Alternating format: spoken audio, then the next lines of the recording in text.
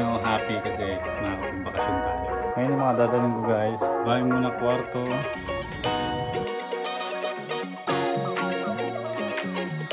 Welcome to Turkey guys. Ayan na guys. I'll eat whatever. Yung breakfast ko guys.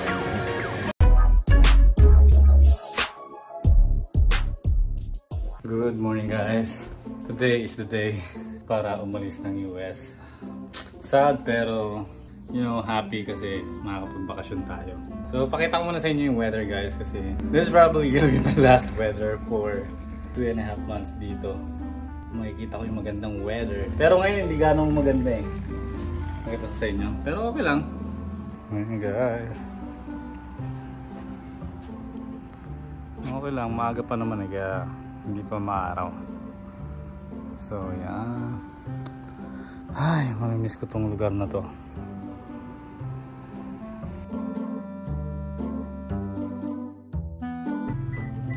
Kaya ko lang naman ilabas guys kung ano yung mga importante. Yun muna yung gagawin ko. Kailangan ko pala itong salamin na to para sa Pilipinas.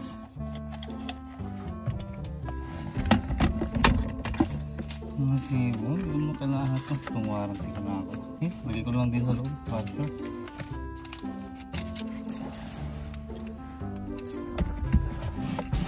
Basketball. Yan, minimake sure ko na malinis ang loob at wala akong naiwan na importanteng bagay. And then yan, ready na para alisin yung battery. Kailangan kasi gawin to. Madidrain kasi yung battery pag iniwan mo ng matagal nang hindi na i-start yung sasakyan mo. Yan, time na para balutin yung kotse ko. Natuto na kasi ako nung nakaraang bakasyon ko guys. 1 buwan akong nawala at hindi ko na-cover yung kotse ko. Ayun, pagbalik ko, sobrang dumi. Kaya natuto na tayo. Yan, okay na siya, di ba? It's heartbreaking guys. Naiiwan ko yung kotse ko. Heartbreaking, Pero, kailangan natin gawin. May miss ko yung kotse ko, man. But, yeah. Start na magligpit ng mga gamit ko. Ngayon yung mga dadalhin ko, guys. Ang dami. Sana hindi ako mag-overweight. Tapos, itong bass guitar na ibibigay ko sa church. And then, mga gadgets.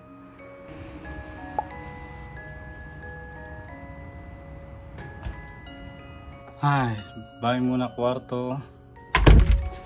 Bahay muna CR. Bahay muna computer room. Bahay muna sala. Time to go.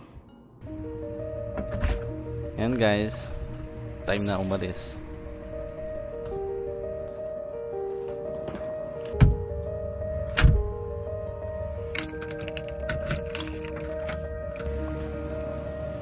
Nalulungkot ako niyan. Pero masaya at excited din at the same time. Ayan, papunta na ako sa shuttle na sasakyan ko. Sobrang lapit lang ito sa apartment ko. Lakad lang. Name bus guys. Wow. Good. James. Gabrielle, I can help you.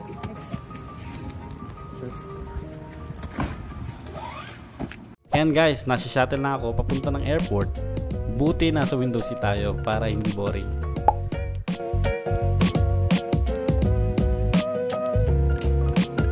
Ang ganda talaga ng paligid. Ito yung iiwan ko guys. Kaya nakakalungkot. Tatawid tayo ng dagat guys, kaya need sumakay ng shuttle sa ferry. Siyempre, habang nasa ferry, take advantage na din natin ng mga views, di ba? Ang ganda din kasi talaga dito.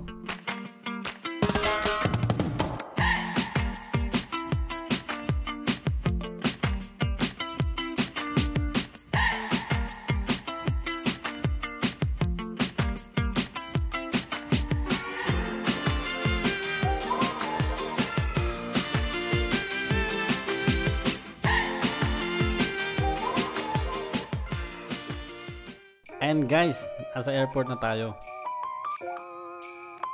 As usual, ang daming tao at mahabang pila. Ayan, papunta na sa gate ng eroplano. This time malayo siya. Kaya need ko mag-train. Kumain na ako kanina bago umalis, pero syempre nagugutom na naman. So ayan, in order ko burger with fries at Pepsi. Sarap, di ba?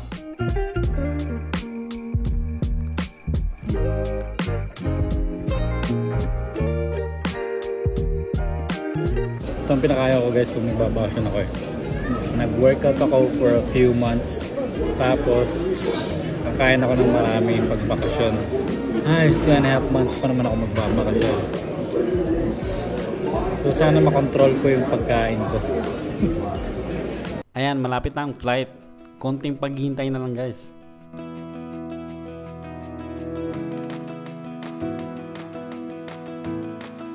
Ayan, nakasakay na din sa aeroplano. Di ka naman mainit dito sa aeroplano kasi may entertainment naman. At syempre may food kaya hindi ka magugutom. At syempre time to sleep din. Kasi 11 hours straight ang flight ko. Ayan, 44 minutes na lang at lalapag na kami. Welcome to Turkey guys. Nasa Turkey na ako guys. Hindi ko alam kung anong gagawin ko dito. Ano yung next step? Naliligaw ako. Ito pala muna ako. Passport control and then baggage claim. Baggage claim dito. So, isa sa pinakamagandang airport na napuntahan ko tong airport ng Turkey. Ang ganda, malinis siya. Saka parang feeling ko hindi masyadong matao. Siguro dahil lang sa oras. Hapon na kasi. Pero ang ganda, linis. Diba? Linis na. Linis na.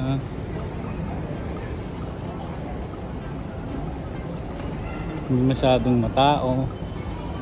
And guys, pupunta na sa passport control para i-check ang passport at visa. Ayan, kukunin ko na yung baggage ko. So sabi sa akin guys, yung gitara ko is makukuha ko dito sa baggage claim area. Pero feeling ko hindi eh. So sabi nila makukuha ko rin daw dito sa part ng baggage claim pero sa oversized items. So hindi siya dun sa baggage claim talaga. Punta daw ako ng 8 tapos sa likod daw punta na ako ng 8. Yun, oversized baggage. Yun yata yung guitar ko. Yun yung guitar ko. Nakabalot na Pinakayaw ko dito sa Istanbul, Turkey guys, yung wifi nila. Kasi ito, kailangan ko pa mag-sign up. Tapos may limit yung nila yung oras ng paggamit. Kaya hindi ko gusto yung internet ng Turkey. Ayan, inaantay ko na yung sundo ko guys. Nakakainip kasi hindi ako nakapag-register sa internet niyan. A few moments later. And guys, finally nasundo na din ako. Happy na yarn. Ang ganda ng daanan dito guys. Malinis, may enjoy mo yung ride mo. Feeling ko nasa US pa din ako eh. Nag-stop nga pala kami dito guys. Pinakain lang ng driver yung mga baboy na to. Baboy rin mo yan, di ba? Bak ekmeğine saldırdılar. Yavruyu görüyor musun?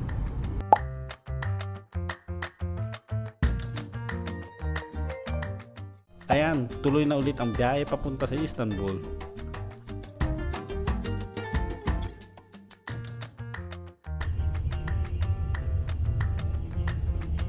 Guys, naalala ko nung umalis ako nung si ate. Hapon yun. Tapos pagdating ko dito, hapon ulit. A few moments later. Ayun guys, finally, nandito na kami sa Istanbul. Ang dami pa ng tao dito, grabe. Feeling ko parang Manila na din.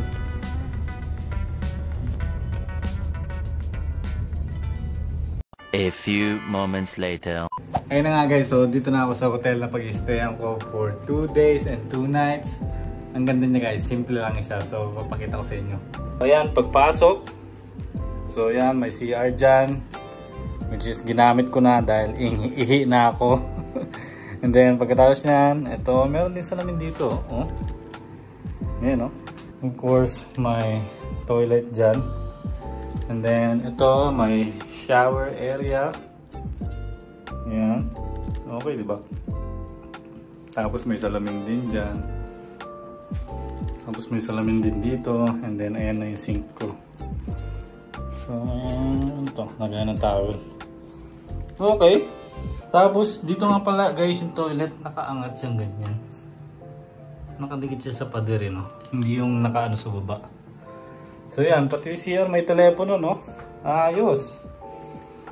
Yan. Tapos, pagharap mo, pwedeng habang pumupupo ka, may salamin, di ba? So, yan. And then, pagpasok, ayan na guys. Yan na kagad yung pinakakama mo. And then, mayroong aparador dito may safe pala dyan, oh. Tapos yan, lampshade ka dyan, may lagayan something. Tapos yan ay pinakakama mo. Then, may TV dyan, may table. Pwede kang umupo. Okay siya sa akin. Hindi ganun kalaki pero okay siya sa akin kasi yan lang naman yung mga needs ko dito. Makahiga and then makaupo minsan and then kailangan ko rin talaga ng table para mag-computer. And then itong labas guys, hindi ko siya ganun na nagustuhan kasi wala namang view masyado. So ayan na siya, oh. Yan lang yung view niya. Tapos sa baba, ayan. So hindi siya ganun kaganda yung view niya. Ganda sana yung pag-view mo, may dagat dyan or something, pero wala. Pero but yeah, okay na rin. Diba? Kasi maganda naman yung ambience ng tutuluyan ko. And guys, I'm gonna be here in Istanbul for vacation, diba? So kailangan din natin magpahinga kasi nag-work hard tayo. So kailangan ko ng relaxation. Tapos pagkatapos dito guys is mag-check-in pa ako sa other hotel. Yung hotel na yun guys, it's malayo. Yun yung gusto ko, malayo sa ingay. And then I'm just gonna be there para mag-relax. Tapos isipin ng mga bagay-bagay kung tama ba yung mga ginagawa ko sa buhay. Approximately 10 hours later. So yun guys, dito sa Turkey naghahanap ako ng makakainan ng for breakfast. So meron na ako nakita guys, so ito. Tikman natin. Benzeries, whatever. Pero ito yung mga pagkain mukhang masarap eh. So tara, tikman natin. Ayan. What's that? Ya da menemen. Ya da menemen.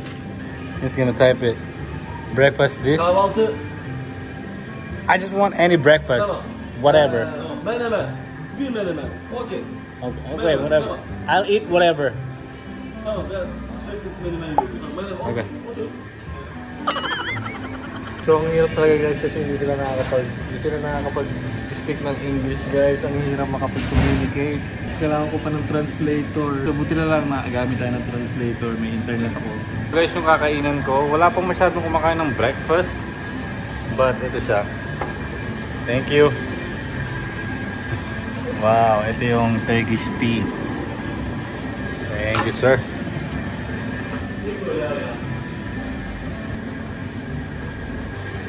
Oh, wow. Damn. Thank you, sir. Ito yung breakfast ko, guys. So, what's the name? What is this? Menemen. Malaman. Menemen. Malaman. Malaman. Thank you, sir. Tomato. Ha? Tomato. Tomato. Biber. Karışık. Calcium. So, titikman na natin guys yung malaman.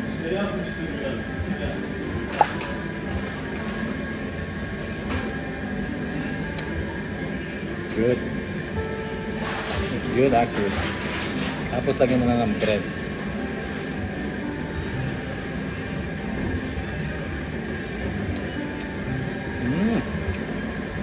Actually good.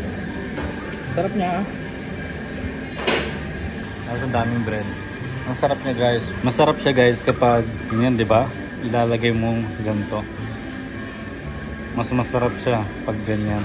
Tapos tara kain.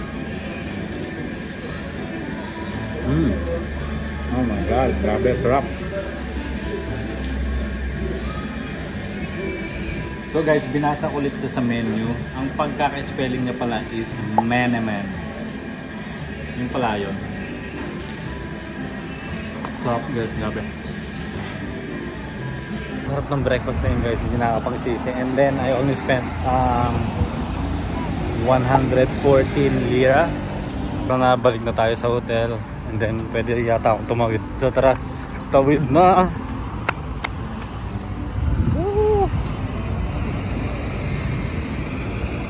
Nagbibideo habang tumatawid din. Sabi na baliw siguro to. Sabi na baliw siguro yan. Ano pa pakialam nyo, nagbablog ako eh.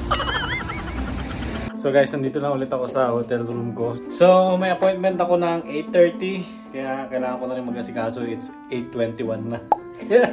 Kailangan ko na magmadali guys.